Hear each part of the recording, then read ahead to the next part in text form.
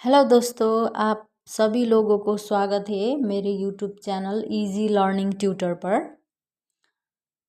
आज हम बात करने वाले हैं जॉन ड्राइडन के बहुत ही प्रसिद्ध नाटक मैरिज आ ला मोड। मैरिज आ ला मोड ये नाटक 1673 में लिखा गया था और इसे रेस्टोरेशन कॉमेडी यानी पुनर्स्थापन काल की कॉमेडी कहा जाता है। इस नाटक की सबसे खास बात यह है कि इसमें ड्राइडन ने दो अलग अलग कथानक या स्टोरी लाइंस एक साथ जोड़े हैं। एक गंभीर और रोमांटिक और दूसरी और पूरी तरह से हास्य और व्यंग्य से भरी हुई। इसका नाम ही इंगित करता है, मैरिज आ ला मोड यानी फैशन के अनुसार विवाह, जो उस समय की इंग्लिश समाज की विवाह प्रथाओं और प्रेम की जटिलताओं को दर्शाते हैं। गंभीर कथानक में हम देखते हैं लियोन्टिस और पाल्मीरा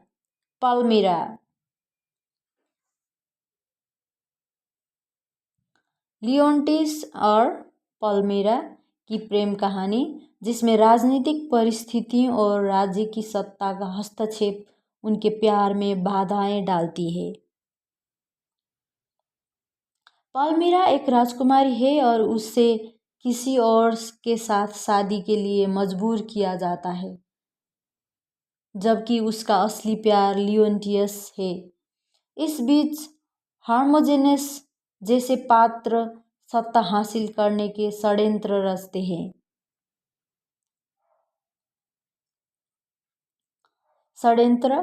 हैं। युद्ध, धोखा और राजनीतिक चालबाजी के बावजूद अंत में सच्चा प्रेम जीत जाता है और लियोन्टिस और पाल्मीरा का विवाह हो जाता है, जो दर्शक को यही संदेश देता है कि प्रेम और ईमानदारी हमेशा राजनीतिक चालों से ऊपर होता है। वहीं दूसरी ओर हास्य कथानक पूरी तरह मजाक, धोखा और गलतफहमी से भरा हुआ है। यहाँ रोडोफिल और डोरालिस के रिश्ते के इर्द गिर्द बहुत सारी कॉमेडिक घटनाएं होती है। दोनों अपने विवाह से उब चुके हैं। रोडोफिल दूसरे में दिलचस्पी दिखाता है और डोरालिस पालामेड की ओर आकर्षित होती है। इसके अलावा मेलान्था नाम की एक पात्र है जो दिखावटी और फ्रेंच मिश्रित अंग्रेजी बोलती है ताकि खुद को फैशनेबल और आधुनिक दिखा सके।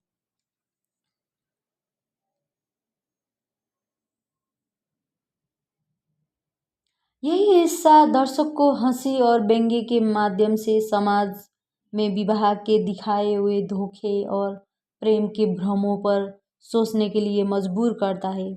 अंत में हास्य कथानक भी एक प्रकार की सच्चाई की ओर ले जाती है। रोडोफिल और डोराली समझ जाते हैं कि असली खुशी और संतोष अपने विवाह में है और पाल्मीरा मेलान्था को धोखा देकर निकल जाते हैं। इस तरह ड्राइडेन ने इस नाटक के माध्यम से दो संदेश दिए। एक तो सच्चा प्रेम और राजनीतिक बाधाओं के बीच संघर्ष, और दूसरा विवाह में सच्चाई और वफादारी की अहमियत। मैरिज आ ला मोड केवल प्रेम और हास्य का नाटक नहीं, बल्कि ये समाज की राजनीतिक, सामाजिक और व्यक्तिगत जटिलताओं के बड़े ही मनोरंजक और प्रभावशाली ढंग से दर्शाते हैं। इस नाटक को पढ़ते या दिखाते समय हमें ये समझना चाहिए कि ड्राइडेन ने कैसे गंभीर और कामिक कथाओं को एक साथ मिलाकर दर्शक को सोचने और हंसने दोनों का अनुभव दिया है। यही कारण है कि ये नाटक आज भी साहित्य और नाटक प्रेमियों के लिए बहुत महत्वपूर्ण और मनोरंजनक माना जाता है। तो दोस्तों, हाँ, मैं फिर से ये मैरिज आ ला मोड की फिर से इसे आप लोगों को समझाने की कोशिश करती हूँ। सबसे पहले समझिए कि मैरिज ओला मोड की अर्थ है फैशन के अनुसार विवाह। उस समय इंग्लैंड में प्रेम विवाह और राजनीतिक विवाह का टकराव दिखाया जा रहा था। एक तरफ सत्ता और राजनीति के लिए किए जाने वाले विवाह थे, दूसरी ओर सच्चा प्रेम पर आधारित रिश्ते। ड्राइडेन ने इस नाटक में यही द्वंद्व बड़ी खूबसूरती से दिखाया है। नाटक के दो भाग, डबल प्लॉट। इस नाटक को समझने के लिए आपको ये जानना होगा कि इसमें दो कथानक एक साथ चलते हैं। सीरियस प्लॉट, राजनीतिक और रोमांटिक। इसमें लियोन्टिस और पाल्मीरा की प्रेम कहानी है। साथ ही होमोजीनियस और सत्ता संघर्ष भी दिखाया गया है। ये हिस्सा गंभीर है और इसमें रोमांस और सत्ता की राजनीतिक दोनों है। दूसरी तरफ है कॉमिक प्लॉट, हास्य और प्रेम त्रिकोण। इसमें डोरालिस, रोडोफिल, पॉलीडेमस, पैलामिड जैसे पात्रों के इधर उधर के प्रेम संबंध दिखाए जाते हैं। यहाँ व्यंग्य, धोखा और हंसी मजाक से विवाह और रिश्ते का मजाक उड़ाया गया है। गंभीर सीरियस कथानक विस्तार से। नाटक की शुरुआत एक राज्य की राजनीति से होती है। लियोन्टिस एक बहादुर योद्धा है। पैल्मीरा एक राजकुमारी है जो उससे प्रेम करती है, लेकिन समस्या ये है कि पाल्मीरा की शादी राजनीति के हिसाब से कहीं और तय किए जाते हैं। दूसरी ओर हार्मोनिजीनियस नाम का एक पात्र है जो सत्ता हथियाना चाहता है। अब यहाँ संघर्ष शुरू होता है।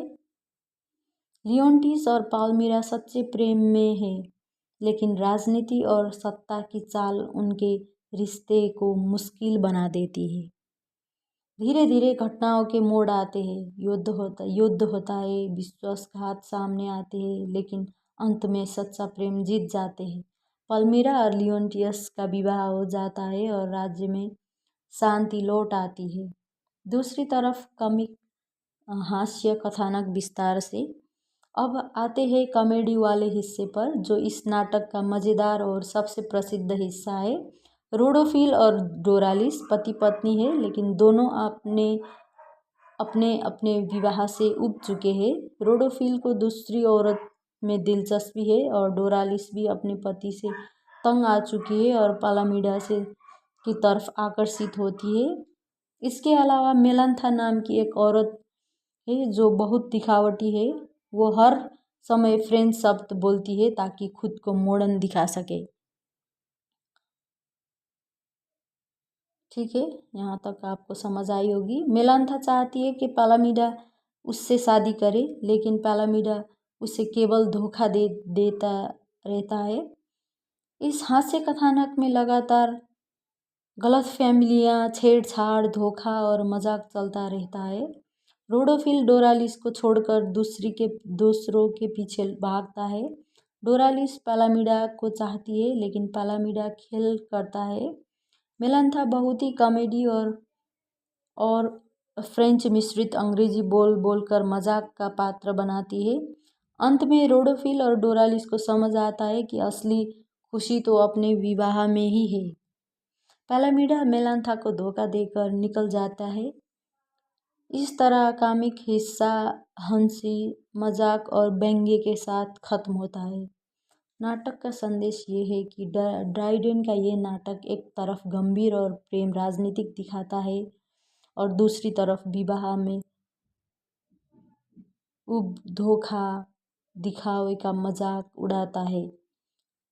मुख्य संदेश ये है कि राजनीति में भले ही सत्ता के लिए विवाह किया जाए, लेकिन सच्चा प्रेम ही सबसे मजबूत बंधन होता है और विवाह में सच्चाई और वफादारी जरूरी है, वरना केवल दिखावा और धोखा रिश्ते को खोला बना देती है।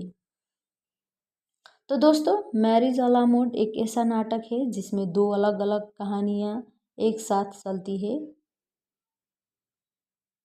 पहले गंभीर और रोमांटिक, जहाँ प्रेम और राजनीति का टकराव है। दूसरी हास्य और व्यंग्य से भरी, जहाँ विवाह की खामियां और मजाक दिखा गया है।